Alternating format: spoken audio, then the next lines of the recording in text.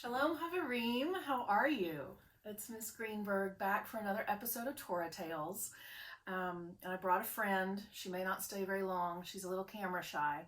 But this is Stella, one of our two kitty cats here at home. And I was kind of happy that she was nearby when I pressed play because animals play yet again another special role in the story we're going to look at today. So we'll see if she hangs out. But anyway, today's story is about a famous Jewish person that I'm not sure you know. So it'll be an opportunity for you to learn something new, I think, for almost all of you. And I just learned about him not so long ago myself. But I'm really glad I did. And the theme of the story about this real person who lived before any of us is strength, this idea of being strong. And I know that when people hear that word, they can think of different things because there are different ways to be strong. And most people, I imagine, like me, initially think, ooh, physical strength, right? When you hear that word. And that certainly applies. But I would like to challenge you all to be thinking about other ways in which we as people can be strong, both for ourselves and for one another. So back to physical strength for a minute. I know that especially now when we are all trying to be as healthy as possible, that we think about ways that we can add to our physical strength, right? We need to eat well, and we need to exercise. I hope everybody's getting out and getting some walks in when the sun is shining. We need to sleep well. I hope it's hard to stay on a schedule if you're not in school or not going into the office, but it's important as much as possible for us to try and stick to a schedule and get good sleep. And even when we're not in school, we're still trying to exercise our brain too. This big, beautiful muscle up here, so we can stay strong by studying and reading and learning new things. And I also think about this very important muscle, our heart, and what it takes to keep our heart strong, not just physically, but to really learn to love and to express our love for each other and care for each other, especially during this time. So there are lots of ways to be strong.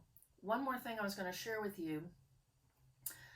My daughter really likes origami, and I shared a few links with your parents recently with some fun little Jewish themed origami that you can do that are a little less advanced than this.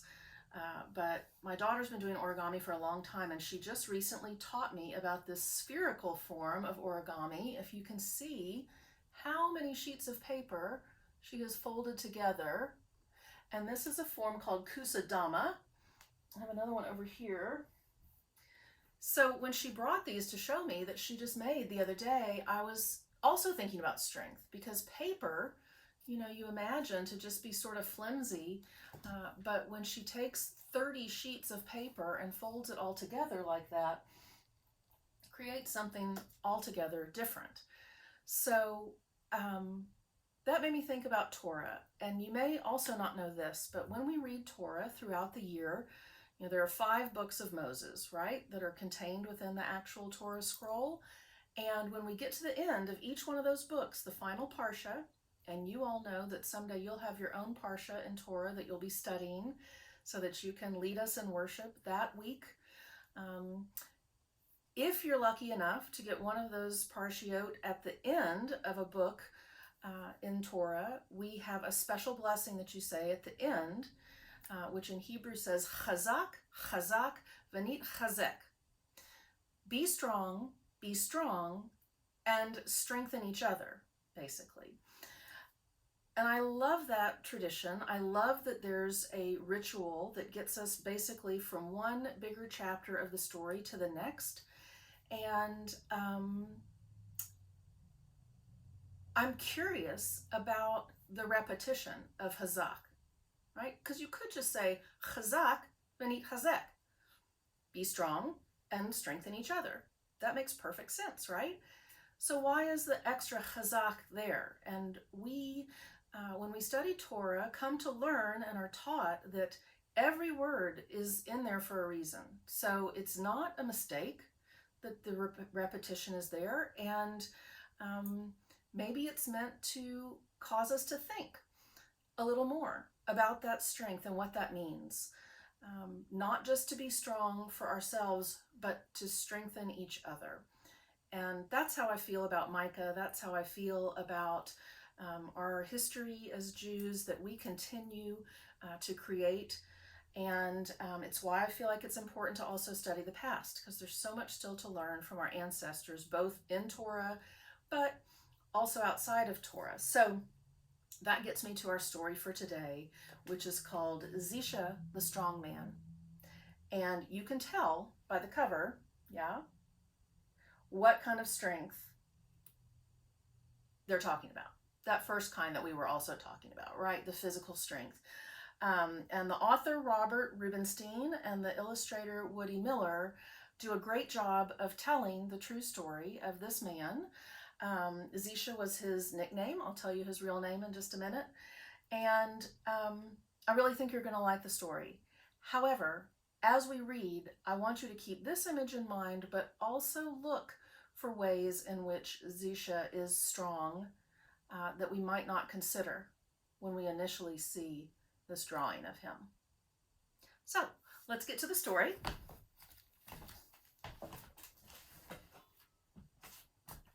Do that.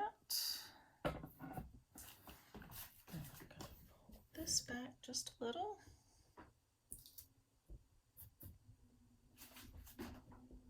Okay. We'll see how that goes. All right. Zisha the Strong Man by Robert Rubenstein and illustrated by Woody Miller.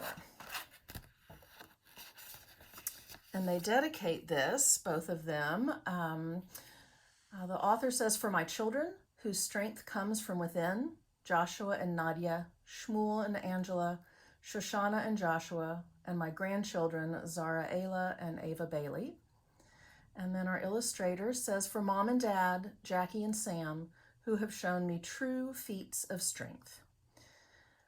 And this also lets us know that Zisha the Strongman is based on the life of, here's his real name right here, Sigmund Breitbart, who was born in 1883 and died in 1925. So let's see what we can learn this true story of strength. Ladies and gentlemen, today the great Zisha will attempt to perform something never done before. He will place a thick leather strap in his teeth and attempt to haul a wagon load of 10 men for half a mile down Fifth Avenue. Gather round to witness this incredible feat of strength.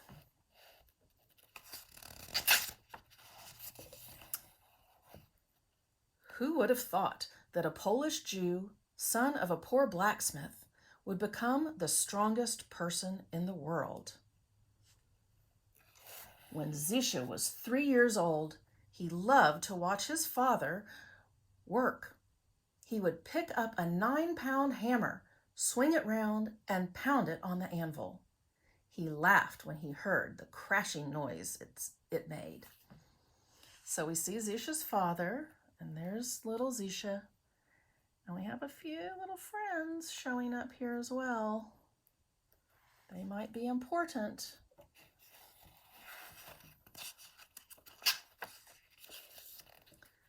As Zisha grew older, the village children would bring him things to test his strength. "Here, Zisha," they would say, "can you bend this metal bar?" Zisha, just 7 years old, would bend it easily. See, and look, even he's showing off his muscles.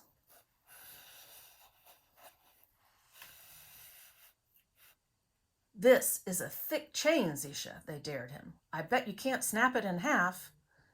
But that's exactly what Zisha did. By the time Zisha turned 11, there was not a bar that he could not bend or a chain that he could not snap. Look, some other friends here looking on.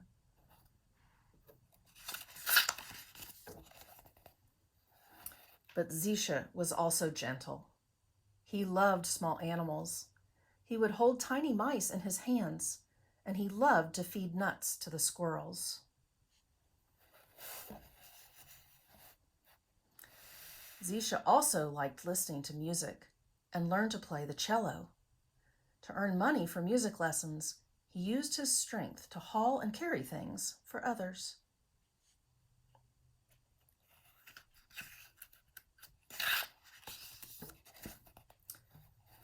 As the years passed, Zisha's fame as a strongman spread throughout Poland. Strangers would come to town to challenge his strength. Zisha loved to put on a show for people. He drove nails into an 8-inch thick board using just the palm of his hand. He cracked hard-shelled nuts between 2 fingers. Once, he lifted 7 people off the ground and took them for a walk. Newspapers began to print stories of this Superman of strength. They reported not only that he was young and strong, but that he was a Jew.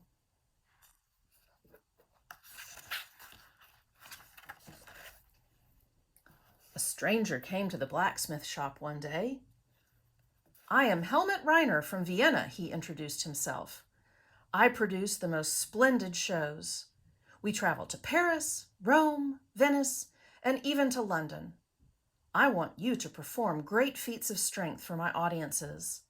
You will become famous throughout Europe." Zisha put down his horseshoe. He would be sad to leave the village he loved, but he did not want to be a blacksmith all his life. With his parents' blessings, Zisha left his home to travel the world. Look, I think even the kitty and the mouse are a little sad to see him go. Everywhere he appeared, Zisha astounded the crowds.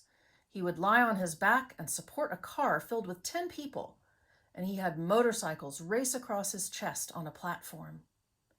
In another incredible feat, an elephant would walk over a bridge built across his chest. Whew.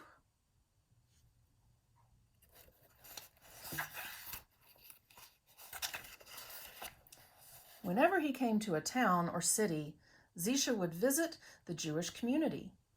He would lift children high into the air, and they would cheer him as their hero, a new Samson. We'll talk about Samson a little later. One day, Zisha received an invitation from B.F. Keith's vaudeville shows to come and perform in America.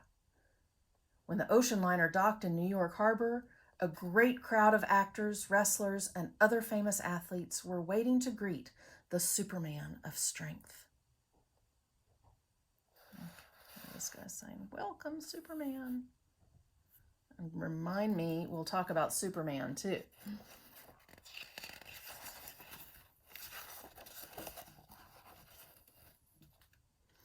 When a reporter asked Zisha how he kept so strong and healthy, he replied, "I train hard, eat good foods, and I pray to God." Then he lifted his huge trunk, his cello case, and 3 heavy suitcases and walked through the streets to his hotel. As he traveled throughout America, Zisha would take time to visit his fellow Jews. Often he would play his cello for children at local hospitals. His heart was as great as his strength.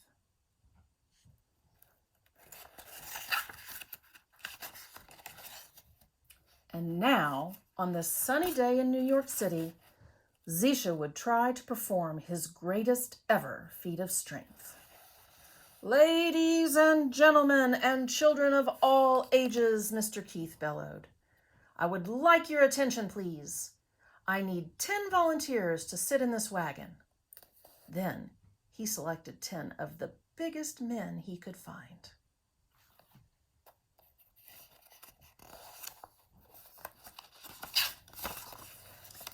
"Now, let me introduce the strongest man in the world, the one and only Zisha." The people cheered and applauded. Today, the great Zisha will attempt to perform a feat never done. Today, the great Zisha will place this thick leather strap in his teeth, ladies and gentlemen. He will then attempt to haul this wagon load of 10 men for half a mile down Fifth Avenue. I give you now the Iron King. Zisha walked to the wagon. He removed his flaming red cloak. He loosened and flexed his muscles and concentrated. Zisha placed the leather strap between his teeth, biting down hard. He squatted, bracing his powerful legs. Suddenly, Zisha surged upwards and forwards. His muscles bulged and strained. Sweat poured down his face and chest. Nothing happened. People held their breath. Maybe this was too much, even for Zisha. Zisha continued to strain forward, and then the wagon wheels started to turn. Just a little, and then a little more, and more. The wagon with its load of 10 men slowly rolled down Fifth Avenue. As it gained speed, the crowd went wild. It was the crowning achievement for the Iron King. And look, there he is, so proud. Now, we learn a little bit more from the author, who wants us to know, first of all, Zisha lived. As I said, Zisha's real name was Sigmund Breitbart. He was born in 1883, the son of a blacksmith.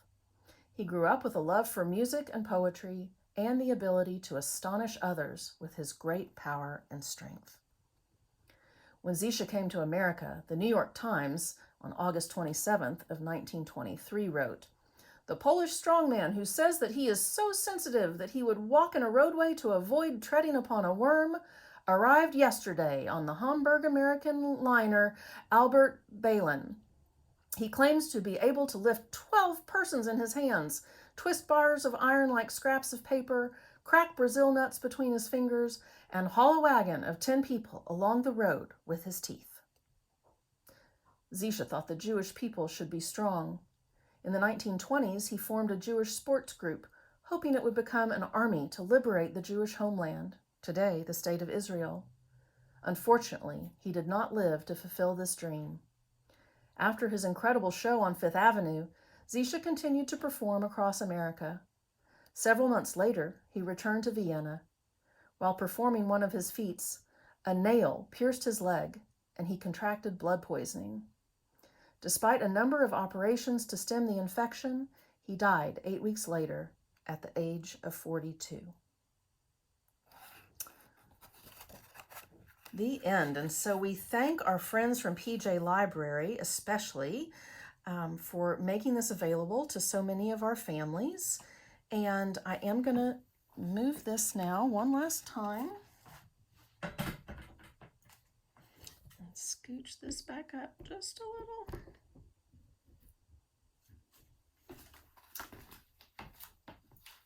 So, again, my guess was that you weren't familiar with Zisha before this story, and there have been many articles, books, and even a couple movies made about him, so it's been really fun for me to learn more about him and to imagine.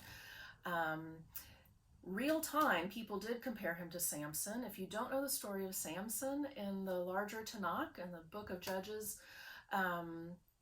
you should read about him.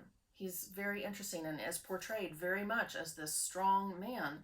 But like all strengths, there are some weaknesses to come too, right? So it's hard to imagine and sad that this very strong, healthy person died from such a little thing.